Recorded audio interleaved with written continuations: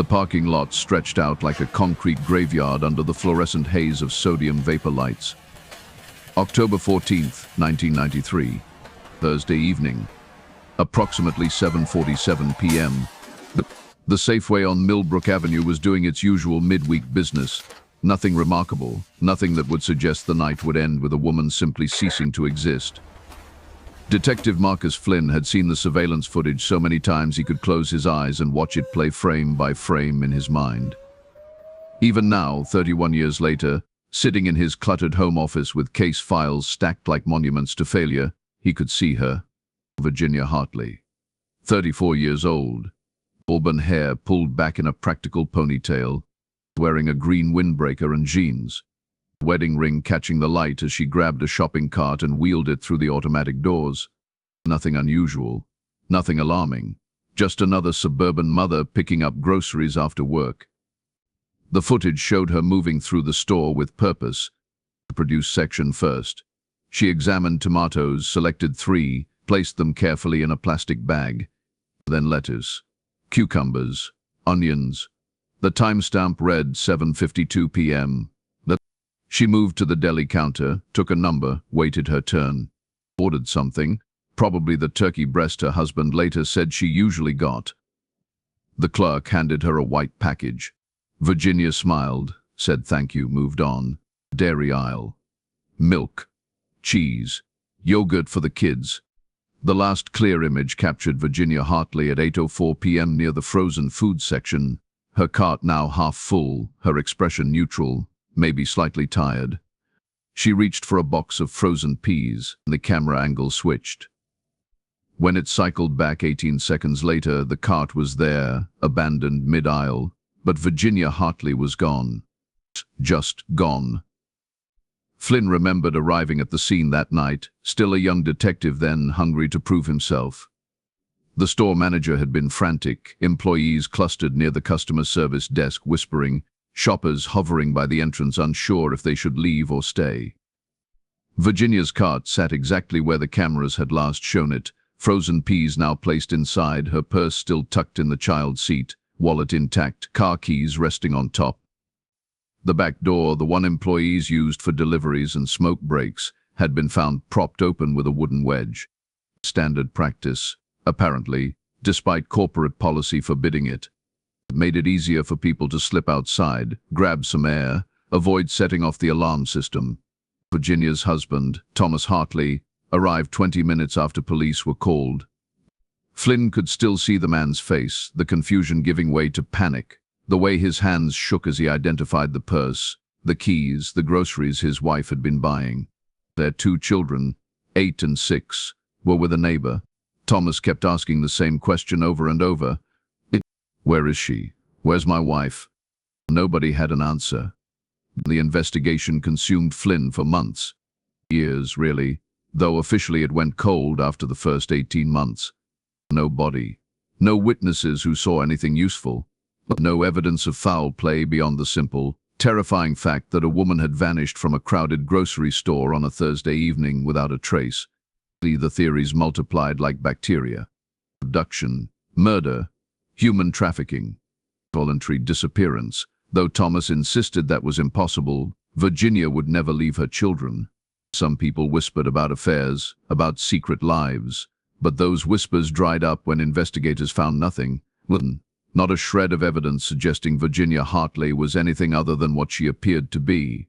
A good mother, a devoted wife, a woman who worked as a second-grade teacher and volunteered at the church and coached her daughter's soccer team.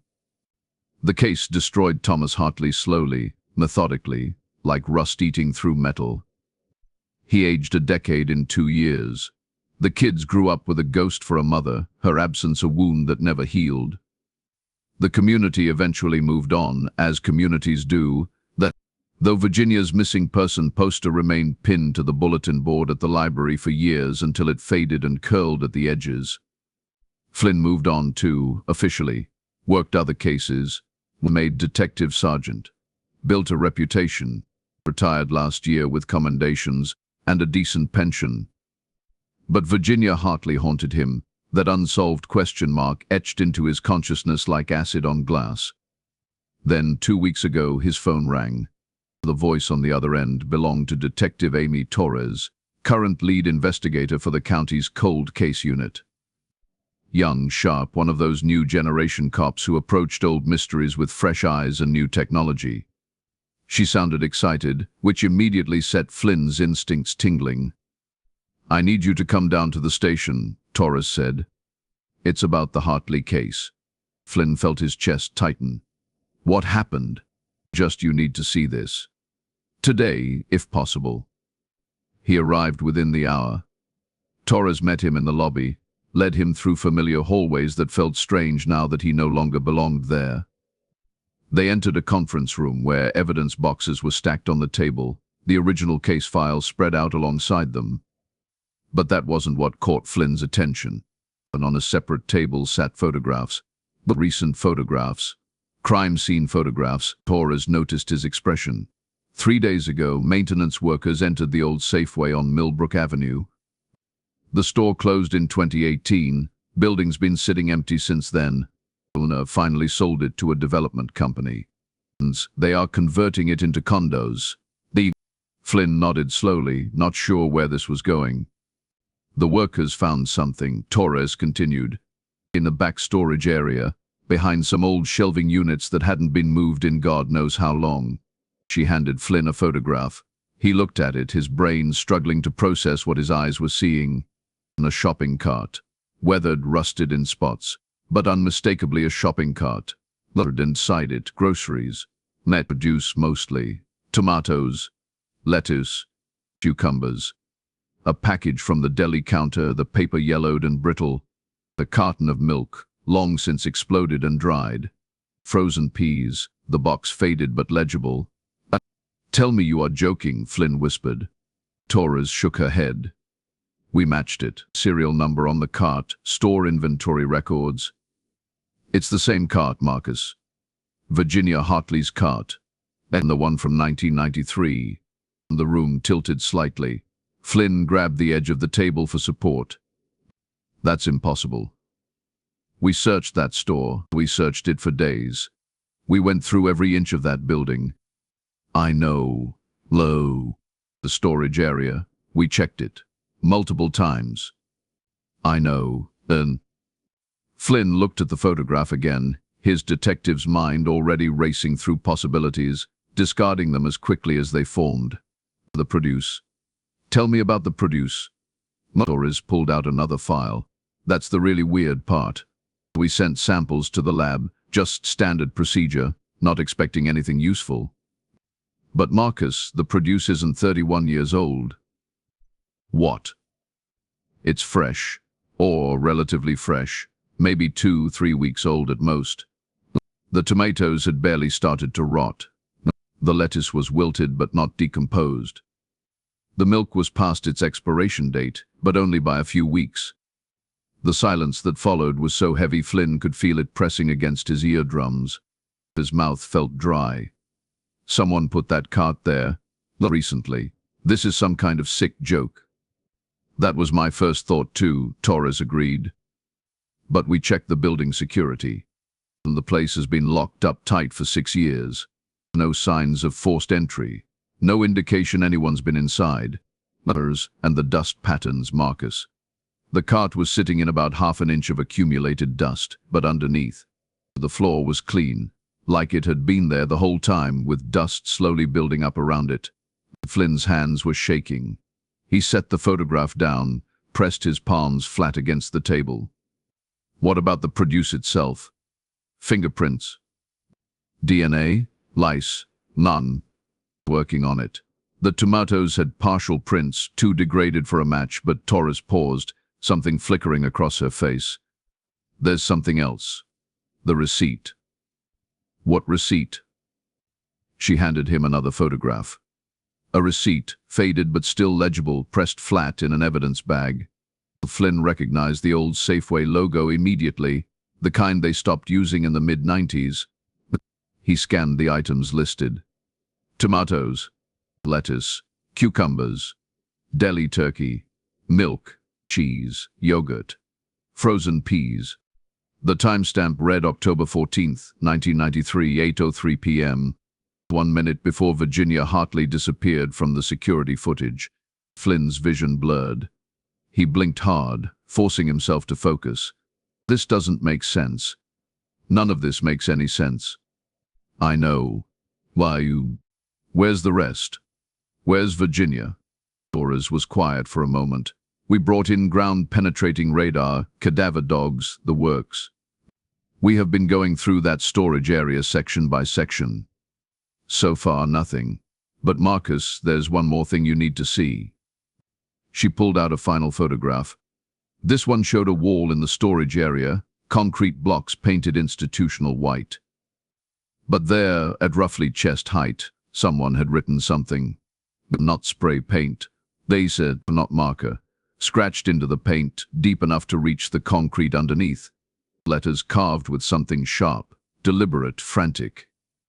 The message was simple, 2 words that made Flynn's blood run cold. Help me. Me. The handwriting analysis was still pending, but Torres had already pulled samples of Virginia Hartley's writing from the original case file, teacher's grade book. Shopping lists found in her home, birthday cards, and the preliminary comparison looked promising, looked like a match. Mon. Flynn stared at those 2 words until they stopped making sense, until they became just shapes, just scratches in paint, just evidence of something impossible, something that bent the rules of reality into configurations his mind refused to accept. Virginia Hartley had vanished 31 years ago, and her shopping cart, with fresh groceries, had appeared in a locked, abandoned building. And somewhere, somehow, she had scratched a message into a wall. Help me. And Torres broke the silence. I pulled Thomas Hartley's current information. He's still alive, still living in the area. Remarried about 10 years after Virginia disappeared. The kids are grown now, obviously. Emily's a lawyer in Seattle. David teaches high school in Portland. Flynn nodded slowly. You going to contact them? That's why I called you. I wanted your input. This case was yours. You knew them. You lived it. He looked at the photographs spread across the table, the impossible evidence of something that couldn't have happened but did. We need to talk to Thomas. Today. And we need to figure out what the hell is going on, because either someone is playing an elaborate, cruel hoax, or... He trailed off, unable to finish the sentence. Or what? Or Virginia Hartley had been alive somewhere, somehow for 31 years. Or time itself had bent in ways that violated every law of physics.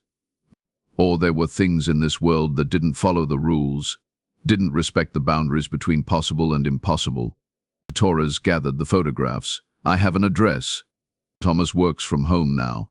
Some kind of consulting business. I called ahead, told him we had developments in Virginia's case. He agreed to see us. Flynn stood, his knees protesting. He was too old for this, too worn down by decades of chasing answers that never came. But Virginia Hartley's face floated in his memory, that last moment on the security footage, reaching for a box of frozen peas, unaware that in seconds she would cease to exist in any conventional sense. Help me. Let's go, Flynn said. The drive to Thomas Hartley's house took 40 minutes through streets Flynn had known his entire life, but which now felt strange, dreamlike, as if the discovery of that shopping cart had somehow shifted reality a few degrees off axis. Then Torres drove in silence, sensing that Flynn needed time to process, to organize his thoughts into something resembling coherent theory. It didn't work. Every explanation he constructed collapsed under its own weight. Thomas Hartley lived in a modest 2-story house on the east side of town, well-maintained yard, flowers in the front beds, a mailbox shaped like a lighthouse. Flynn remembered the old house, the one where Thomas and Virginia had raised their children. This was different. Smaller, lonelier somehow, despite the obvious care put into its upkeep. Thomas answered the door before they could knock. He was 70 now, white-haired, thinner than Flynn remembered, wearing reading glasses on a chain around his neck.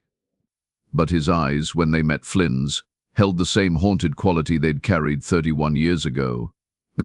Marcus, Thomas said quietly. I heard you'd retired. I did. Detective Torres asked me to consult on this. Thomas nodded, stepped back to let them inside. The house smelled like coffee and old books. Photographs lined the hallway, most of them recent, showing grown children, grandchildren, a pleasant-looking woman who must be Thomas's second wife. But there, on a small table near the stairs, sat a framed picture of Virginia Hartley, frozen forever at 34, smiling at the camera with her whole face, unaware of the nightmare waiting just ahead. They settled in the living room. Thomas didn't offer coffee, didn't bother with pleasantries. The detective on the phone said there were developments. After 31 years, I didn't think I'd ever hear those words. Torres glanced at Flynn, who nodded. She opened her briefcase, pulled out copies of the photographs. Mr. Hartley, 3 days ago, workers entered the old Safeway building on Millbrook Avenue. They found something in the storage area. She handed him the first photograph. Thomas looked at it, his face going pale, his hands beginning to shake. That's her cart. Virginia's cart. Yes, but how? How is that possible? You searched that building. They searched it for weeks. We know, Flynn said gently. We can't explain it yet, but there's more. There's more. Torres showed him the photograph of the produce, explained about the freshness, the impossibility of it. Then the receipt. Thomas held it with trembling fingers, reading the timestamp over and over. October 14th, he whispered. 8:03 p.m. That was right before she... Yes, Flynn said. Torres hesitated, then showed him the final photograph. The message scratched into the wall. Help me. None. Thomas Hartley made a sound that might have been a sob or might have been something else, something that didn't have a name. He stared at the photograph for a long time, so long that Flynn began to worry the man might be having some kind of breakdown. But when Thomas finally looked up, his eyes were clear, sharp, almost fierce. You think she's alive, Thomas said. Not a question. A statement. We don't know what to think, Torres admitted. But it's possible. Nay. Flynn leaned forward. Thomas, I need to ask you something, and I need you to really think about the answer. In the days before Virginia disappeared, did she mention anything unusual? Anything strange? Anyone following her, bothering her, anything at all that seemed off? Thomas shook his head. I have replayed those last few weeks 1,000 times. There was nothing. Everything was normal. We were planning Emily's birthday party. Virginia was working on parent-teacher conferences. We'd talked about maybe taking a trip that Christmas, just the two of us. If we could find someone to watch the kids. Everything was completely, utterly normal. And the night she disappeared, Torres said. She went to the store alone? Yes, I was home with the kids. We needed groceries for the week. She said she'd be back in an hour. His voice cracked slightly. That was the last time I saw her. She kissed me goodbye. Told me she loved me, just like it was any other night. The three of them sat in silence, the weight of 31 years pressing down on the room. Finally, Flynn spoke. We are going to find out what happened, Thomas. I don't know how and I don't know when, but we are going to get answers. Thomas looked at him with eyes that had long since given up on hope but couldn't quite extinguish it entirely. Do you really believe that? Flynn thought about the shopping cart sitting in an evidence locker downtown. Thought about fresh tomatoes that shouldn't exist. Thought about 2 words scratched into a wall by hands that shouldn't have been there. Help me. Me. Yes, Flynn said, and realized he meant it. Me. I do. They left Thomas sitting in his living room, surrounded by photographs of a life built on top of a ghost.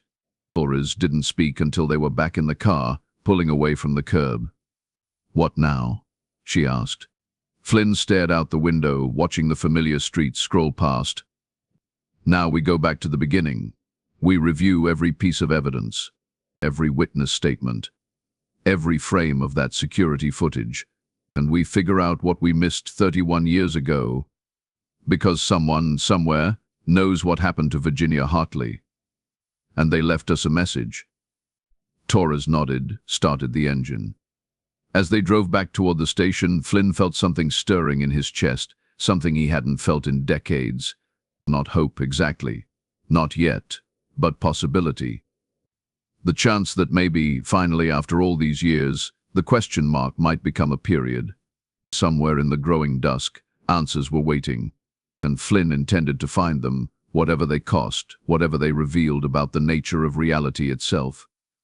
The case file sat heavy in his lap, and 31 years old, frozen in time, just like Virginia Hartley's shopping cart, just like the moment she reached for frozen peas and stepped out of existence. But if she could leave a message, if she could somehow reach across 3 decades with 2 desperate words carved into concrete, then maybe, just maybe, she was still out there, still waiting, still hoping someone would understand. Help me. Flynn closed his eyes, and in the darkness behind his eyelids, he could see it all unfolding again. The parking lot, the fluorescent lights, and the automatic doors opening. Virginia Hartley pushing her cart through the produce section, gathering groceries for her family, completely unaware that she was about to become the central mystery of her own impossible story. And somewhere in the spaces between then and now, between possible and impossible, the truth was waiting to be found. The old Safeway building loomed against the pre-dawn sky like a monument to forgotten commerce. Flynn stood in the parking lot, same cracked asphalt, where Virginia Hartley had parked her sedan 31 years ago, now overgrown with weeds, pushing through the fissures like nature reclaiming what humans had abandoned. Torres pulled up beside him, coffee cups in hand, steam rising in the cold November air. "Couldn't sleep either?" she asked, handing him a cup. Flynn shook his head, kept thinking about the storage area. Something we are missing. Something obvious. They'd spent the previous day reviewing the original case file, every photograph, every statement, every dead end that had eventually forced the investigation into hibernation. The security footage had been digitized years ago, and Flynn had watched it again, frame by frame, searching for something, anything that might explain the inexplicable. Virginia Hartley entered the store at 7:47 p.m. It moved through the aisles with purpose, interacted normally with other shoppers, with employees. But no one following her. No one paying unusual attention. And then, at 8:04 p.m., she simply wasn't there anymore. The cart remained. Everything else vanished. "The building's owner gave us full access," Torres said, pulling out a key ring. "Figured we'd get an early start before the construction crew shows up." They entered through the front doors, the glass long since covered with plywood. Inside, the store was a time capsule of retail archaeology.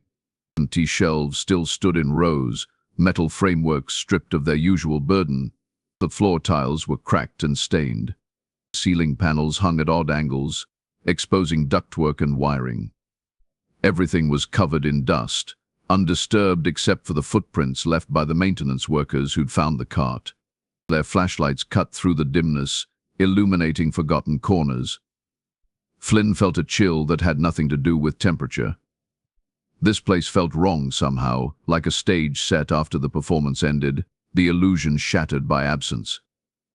The storage area was in the back, past the meat department, through heavy double doors that hung open on broken hinges. Torres led the way, following the same path the workers had taken. The space beyond was larger than Flynn remembered. Concrete floor, metal shelving units rising to the ceiling, most of them empty now, stripped years ago when the store closed. And there, in the far corner, marked with police tape, sat the shopping cart. Flynn approached slowly, his heart hammering. In daylight, or what passed for it filtering through grimy windows near the ceiling, the cart looked even more impossible. Rust spotted the metal frame, but not enough rust for 3 decades. The groceries inside were wilted, rotting, but recognizably recent. Tomatoes gone soft, lettuce browning at the edges. The milk carton bulged, its contents long since spoiled. "We ran every test we could think of," Torres said quietly. Fingerprints on the cart handle match Virginia Hartley's prints from the original investigation.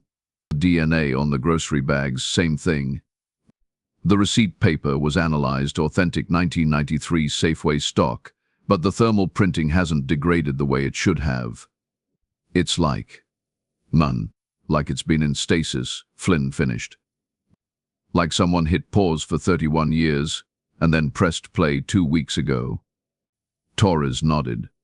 The handwriting analysis came back this morning, but the message on the wall, it's a 92% match to Virginia Hartley's writing samples.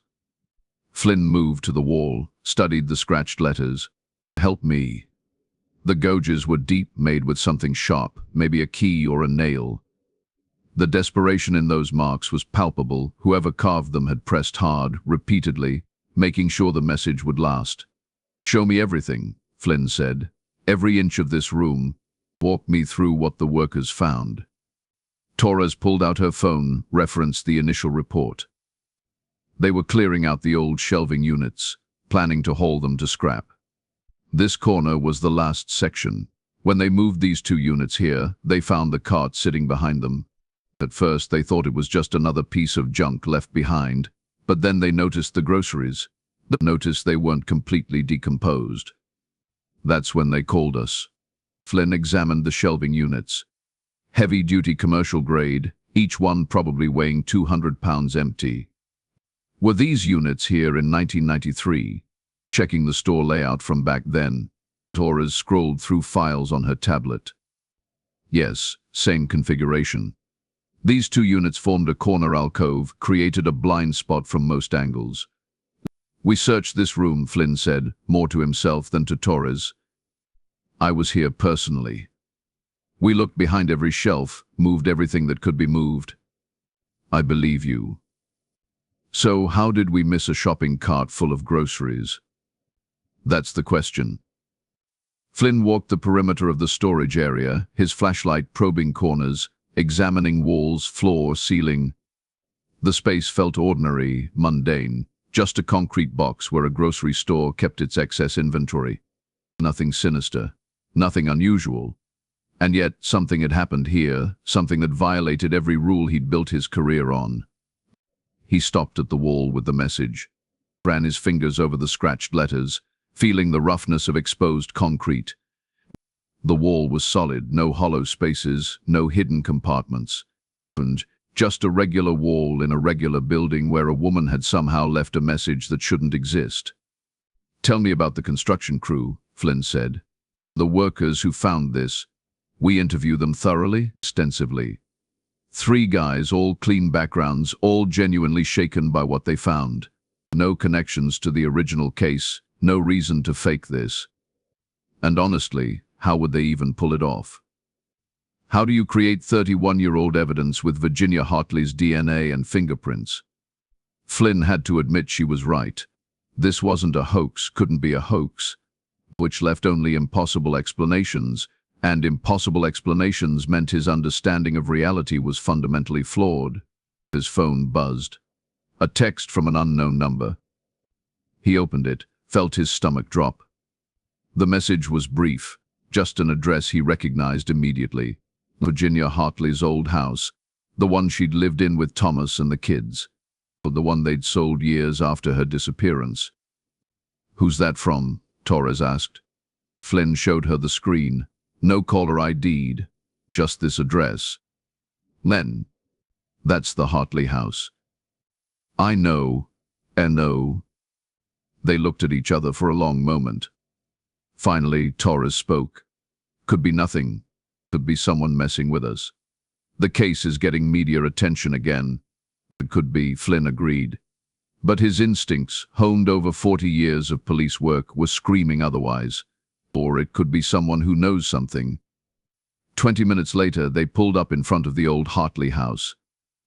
It looked different now, repainted a pale yellow instead of the blue Flynn remembered, new landscaping, a swing set in the yard indicating young children lived here now. A Honda minivan sat in the driveway. Torres checked the property records on her tablet. Family named Patterson bought it in 2001. Richard and Jennifer Patterson, 2 kids, both elementary school age. Clean background, no red flags. Flynn studied the house, trying to reconcile his memories of Thomas and Virginia and two young children with this current iteration. We can't just knock on the door. If someone sent us here, they might be watching, might spook if they see us approaching. So, what do you suggest? Before Flynn could answer, his phone buzzed again. Another text from the same unknown number. This time it was a photograph. Flynn's blood ran cold as he opened it. The image showed the interior of a basement, concrete walls, exposed beams, typical suburban foundation work. But there, on one wall, more scratched letters. Same desperate handwriting. Same frantic gouges in the concrete. The message read, "Been here whole time." Torres leaned over to see the screen. Jesus Christ. Is that from inside this house? Flynn was already dialing the station, requesting backup and a warrant. We need to get in there. Now. The next 30 minutes felt like hours. Flynn and Torres waited in the car, watching the house, while their captain expedited a search warrant based on the anonymous tip and its connection to an active missing persons case. The backup units arrived quietly, parking down the street, trying not to alarm the current residents or whoever might be sending these messages. Finally, the warrant came through. Flynn and Torres approached the front door, 4 uniformed officers behind them. Flynn knocked, his heart pounding in a way it hadn't since his first day on the force decades ago. Jennifer Patterson answered, a woman in her early 40s wearing yoga pants and an oversized sweater, confusion written across her face. Can I help you? Torres held up her badge. Mrs. Patterson, I'm Detective Torres. This is Detective Flynn. We have a warrant to search your property in connection with an ongoing investigation. I need you to remain calm and cooperate fully. Jennifer's eyes widened. A warrant? What investigation? What's going on? Is your husband home? Flynn asked. He's at work. The kids are at school. I'm the only one here. Panic was creeping into her voice. Please, you are scaring me. What is this about? We need access to your basement, Torres said. And immediately. Jennifer stammered, looking between the badges and the uniformed officers. The basement? There's nothing down there, just storage, old furniture. I don't understand. Ma'am, please step aside, Flynn said firmly. We will explain everything, but we need to do our job right now. She complied, still protesting, still demanding answers they couldn't give her yet. Flynn moved through the house with Torres, the layout exactly as he remembered from visits 31 years ago, though the furniture and decorations were completely different. The basement door was in the kitchen, same location. He opened it, flicked on the light switch, began descending the wooden stairs. The basement was finished, drywall and carpet. A typical family rec room with a couch, television, storage boxes stacked along one wall. Nothing unusual, nothing alarming. Flynn felt disappointment settling in his chest. Maybe this was a hoax after all, someone playing cruel games with an old tragedy. Then Torres touched his arm, pointed to the far corner. There, behind those boxes. They moved the boxes aside, revealing bare concrete wall that hadn't been covered when the basement was finished. And there, exactly as shown in the photograph, were the scratched letters. Been here whole time. Flynn's hands shook as he pulled on latex gloves, ran his fingers over the markings. Fresh, recent, the concrete dust still clung to the grooves. And this hadn't been here 31 years. This was new. Bag everything, he told the officers. Photograph every inch. I want this entire basement processed. Torres was already on her phone, calling for forensic teams. Flynn turned to Jennifer Patterson, who stood at the top of the stairs looking terrified. Mrs. Patterson, have you seen these markings before?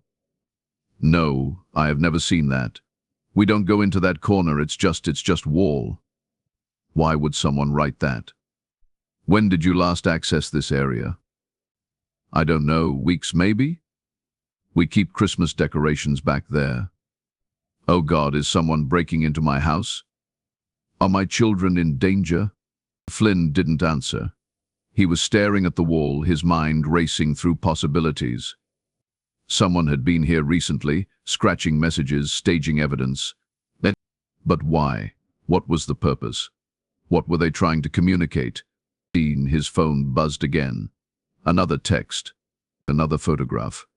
This time the image showed what looked like pages from a diary or journal, handwritten entries dated October 1993. Flynn zoomed in, read the visible text. October 10th. Noticed the man again today. Same one from the parking lot last week. He was standing across the street when I left school. Coincidence? October 12th. Thomas thinks I'm being paranoid. Maybe I am, but the feeling won't go away. Someone is watching. October 14th. Going to Safeway after work. Need to pick up groceries. Maybe I should ask Thomas to come with me, but that's silly. It's just the store. Flynn felt ice water flooding his veins. Torres, look at this. She read over his shoulder, her face going pale. Those are dated right before she disappeared. Where did you get this? Same number. Same person who's been sending the messages. We need to trace this. Already working on it. Flynn forwarded the images to their tech team, then called the station directly. I need a location trace on a number, priority 1. Also pull everything we have on suspicious persons reported in the Hartley neighborhood in October 1993. Torres was examining the wall more closely. Marcus, there's something else here. Look, she pointed to a section below the main message. Smaller scratches, numbers carved into the concrete. A sequence that looked random at first, but Flynn's pattern recognition kicked in immediately. Coordinates, he said. Those are GPS coordinates. Torres pulled out her phone, entered the numbers into a mapping application. The result made both of them freeze. The coordinates pointed to a location about 15 miles outside town, a rural area that had been mostly farmland in the 90s, now scattered with newer housing developments. But what's there? Flynn asked. Torres zoomed in on the satellite view. Looks like nothing. Open field, some tree cover. Wait. She switched to street view, scrolled through historical imagery. There used to be a structure here. Small building, maybe a barn or storage shed. Been demolished sometime in the early 2000s. Flynn's instincts were screaming now that we need to get out there. Now. They left the Patterson house in the hands of the forensic team, raced toward the coordinates with lights flashing. The drive took 20 minutes through increasingly raw roads, past farms and scattered houses, into an area Flynn vaguely recognized from old cases but hadn't visited in years. The coordinates led them to an overgrown field bordered by woods, a gravel access road so deteriorated it barely qualified as a road. Torres parked at the entrance, and they proceeded on foot, pushing through tall grass and brambles, following the GPS signal on her phone. There, Flynn said, pointing ahead. Foundation remnants, like concrete slabs, jutted from the earth, the skeletal remains of whatever structure had once stood here. They approached carefully, Flynn's hand instinctively moving to his sidearm, even though he'd retired his service weapon a year ago and was carrying only a civilian firearm now. The foundation formed a rough rectangle, maybe 20 by 30 feet. No walls remained, just the concrete base and scattered debris. Torres circled the perimeter, while Flynn examined the center, looking for anything that might explain why someone had directed them here. His phone buzzed. Not a text this time, but a call, same unknown number. Flynn answered, putting it on speaker so Torres could hear. Hello. 1. Silence. Then a voice. Female. Weak. Barely above a whisper. But unmistakable to anyone who'd listened to the old interview tapes as many times as Flynn had. Detective Flynn, the voice said. Is that you? Flynn's world tilted. Virginia? I don't have much time. He's coming back. He always comes back. Torres was frantically trying to trace the call on her own phone. Flynn forced himself to stay calm, professional, even though every instinct screamed this couldn't be real. Virginia, where are you? Are you hurt? I have been here, all along. But not here, not exactly. It's hard to explain. The building, the basement, this place, they are connected somehow. He keeps us in between. Who keeps you? I don't know his real name. He calls himself the Collector. He collects moments, he said, steals them from time. I reached for the frozen peas and everything shifted. I was still in the store, but not in the store. And he was there, telling me I belonged to him now, telling me I'd been selected. Flynn's mind reeled. Selected for what? To be preserved. That's what he calls it. He keeps us in the spaces between places, between moments. Sometimes I can reach through, leave messages. It takes everything I have. The cart, the wall in the old store, the basement. And they are thin places, where I can almost touch the real world. Torres had located the call source. She showed Flynn her screen. The signal was coming from their exact location, from the ruined foundation where they stood. Virginia, we are at the coordinates you gave us. Where are you exactly? The voice grew fainter. Below. There's a room below. He built it before the barn, said it was his collection space. And that's where he keeps us. But you won't find the entrance easily. It shifts. It hides. You have to look at the right moment, the right way. When the light is wrong, when things feel strange. That's when you can see it. Us? Flynn seized on the word. There are others. 7 of us. Maybe more.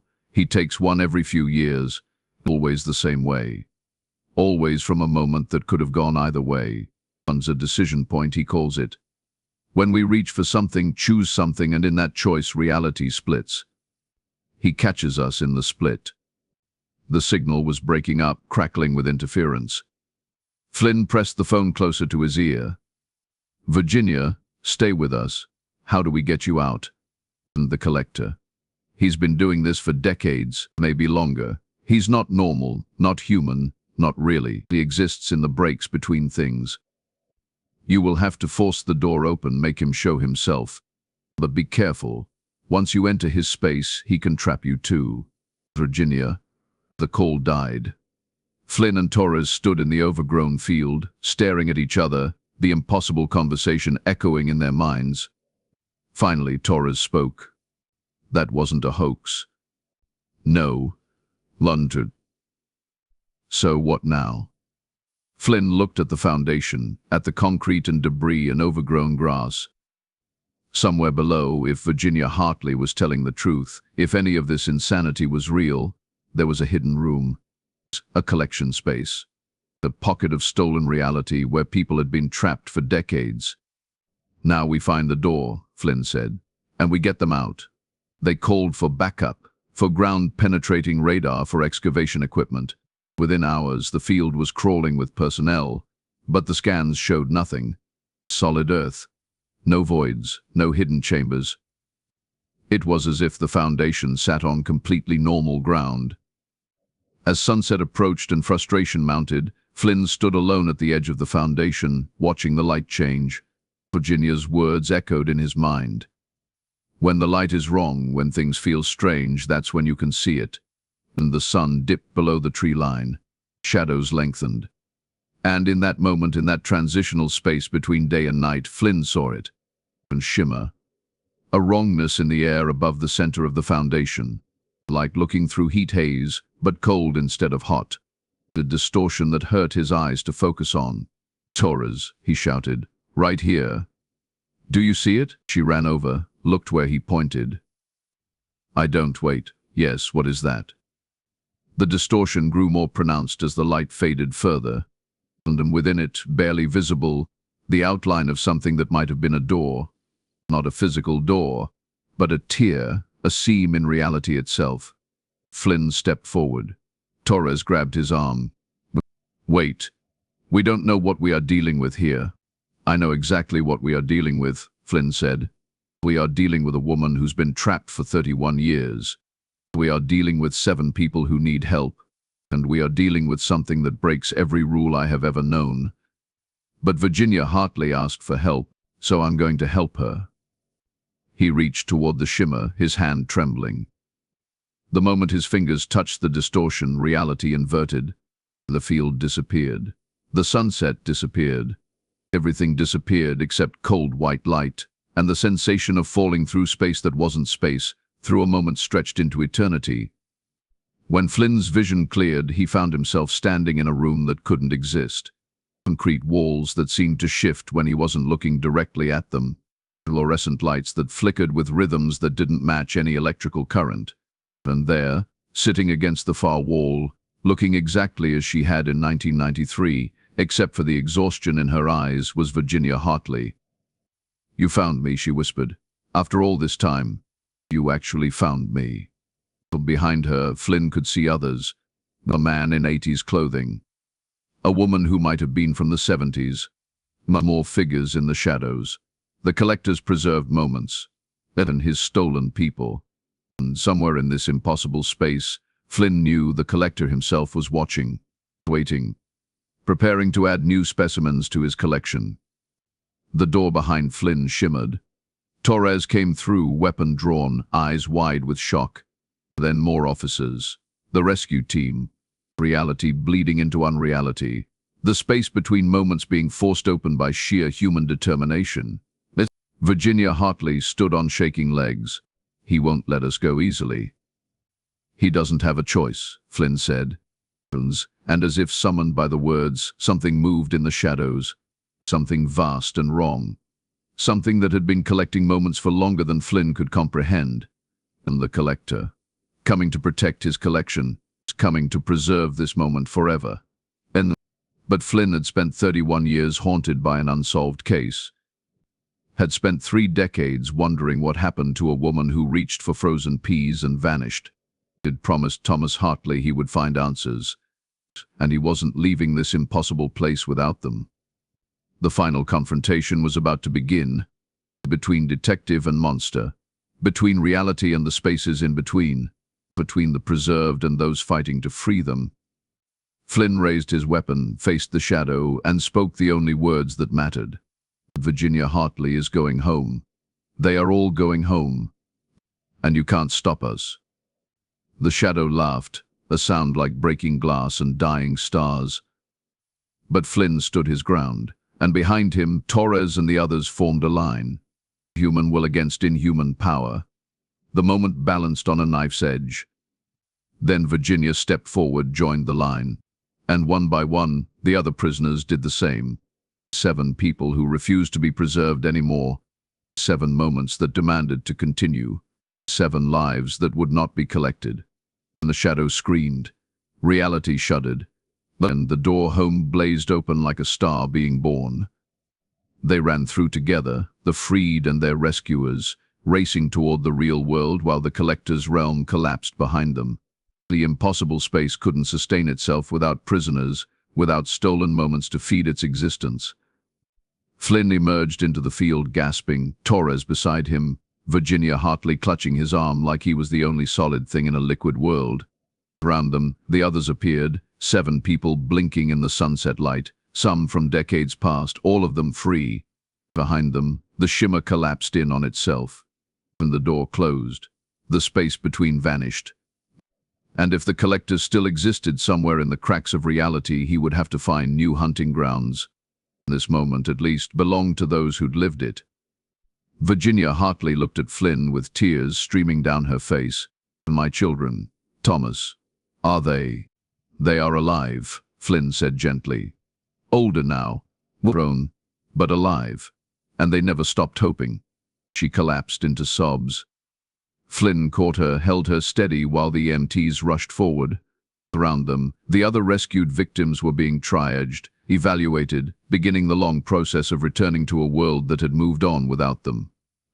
Torres stood beside Flynn, staring at the spot where the door had been. "What do we tell people? How do we explain this?" Flynn thought about it for a long moment, about case reports and official statements, but about a reality that didn't allow for collectors of moments and spaces between spaces, about how you write up the impossible in language designed for the mundane. "We tell the truth," he finally said, "and that we found them. That they were held captive in a location we have now secured, but the how and the why, those details can stay classified. Cold case solved. That's all that matters." Torres nodded slowly. "Cold case solved. They stood together in the fading light, watching as Virginia Hartley and the others were loaded into ambulances, watching as the impossible became merely unexplained, as the unexplained became just another closed file in a cabinet full of mysteries. Somewhere in the gathering darkness, Flynn could have sworn he heard laughter, glass breaking, stars dying. But when he turned to look, there was nothing there.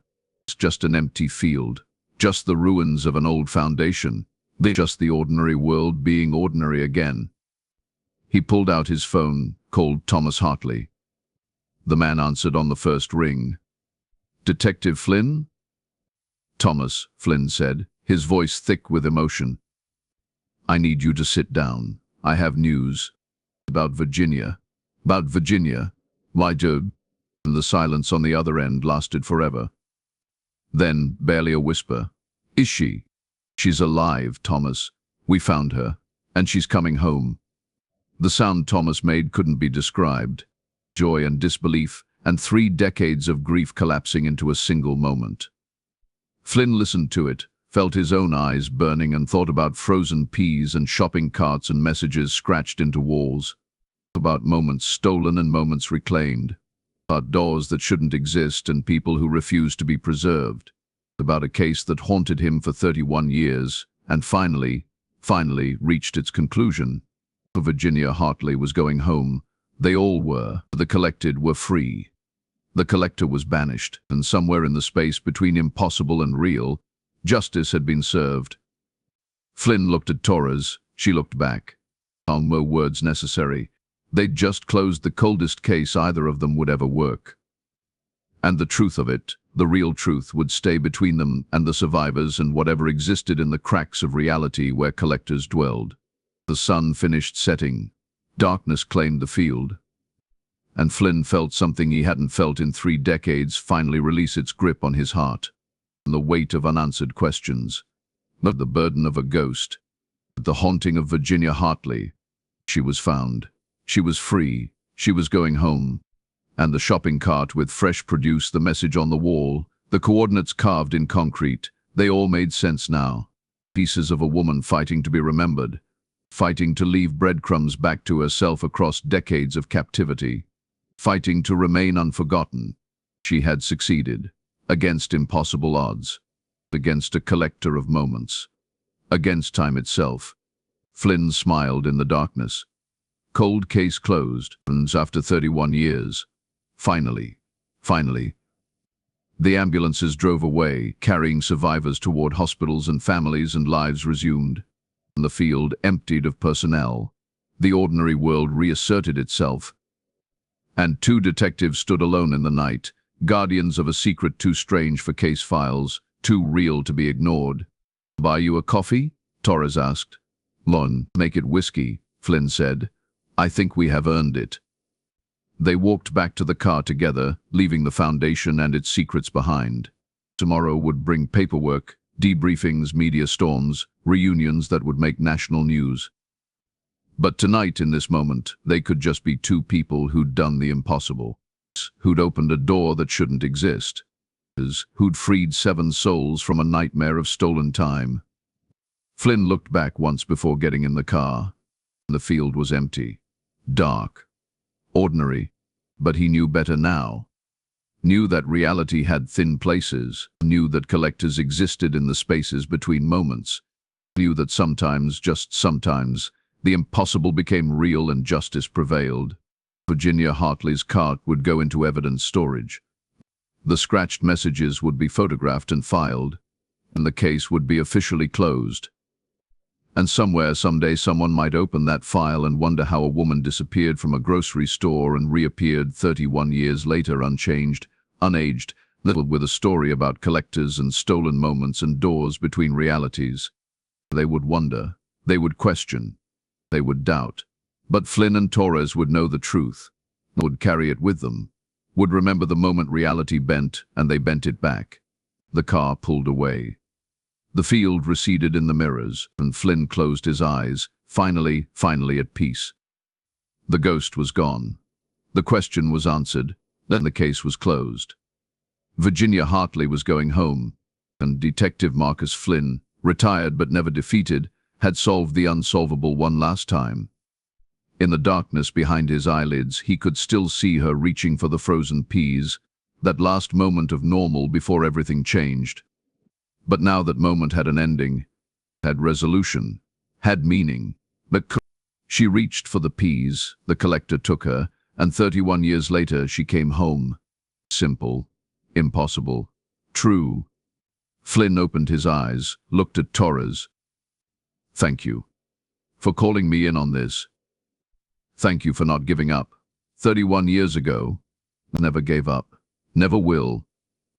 They drove through the night toward town, toward whiskey and debriefings and the rest of their lives. Behind them, the field sat empty under the stars. No shimmer, no door, no collector. Just earth and grass and the ruins of an old foundation where nothing unusual had ever happened. Nothing at all. Nothing the ordinary world needed to acknowledge. But Flynn knew. Torres knew. Virginia and the others knew. And that was enough. That was everything. The truth survived, even when hidden.